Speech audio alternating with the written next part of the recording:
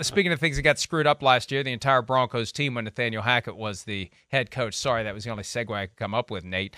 Here's Hackett on what makes his new quarterback, not Russell Wilson, but Aaron Rodgers, reunited after their time in Green Bay. What makes Rodgers different? Here's what Hackett had to say. When it comes to the football aspect of it, it's like he plays in slow motion because he sees so much. He understands the spatial awareness of the game and all the different ways that defenses play, and he starts it right out the gate in practice.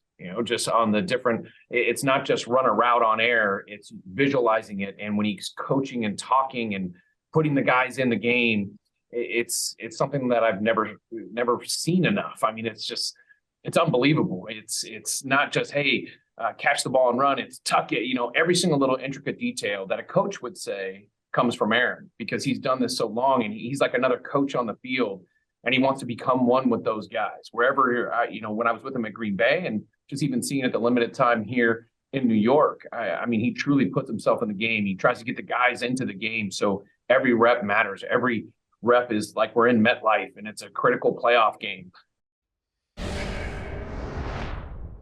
And look, that's the right attitude. That's the kind of detail, the kind of focus, the kind of commitment you need to get your team ready to go. Coach on the field. Robert Saleh, the head coach of the Jets, recently described Aaron Rodgers that way. When you get a guy who's been around that long and he's been through it that many times, you get to a point where if you give a crap about what you're doing, you do get more buttoned up on the details. Now, some guys are buttoned up right away like a Peyton Manning, but anybody that has played that long, you expect the fact that they just don't show up and coast. They pass along the knowledge they've accumulated, the things they've seen, the things they've learned, the little things that can help accelerate the development of a younger player's career. That's what helps a younger player being around an Aaron Rodgers. Yeah. Things like that on top of the coaching. It's one thing to hear it from the coach. You start hearing it from a teammate, somebody you're more immediately accountable to. I think it has more of an impact, and it results in a faster achievement of the level of performance the quarterback is looking for. Yeah, I mean, agreed. I'm sure they're seeing that live and in action, just like we heard Sammy Watkins last year, right? Like, I mean, it was a mistimed comment in saying it, but remember he tried to say Aaron Rodgers is on another level, right? I mean, that's what he's speaking to. He said that within it sounded like taking a shot at Patrick Mahomes, if you remember that a little bit there, which was not the best. But, I think he was just speaking to, Rodgers and what Nathaniel Hackett is talking about. I mean, this is one of the greatest of all time. I mean, if not the greatest. I mean, it's amazing what he does. I mean, it's Beethoven, it's Mozart. It's like we talk about all the time. Yeah, those type of players, they see the game in slow motion. They see everything, every minute detail.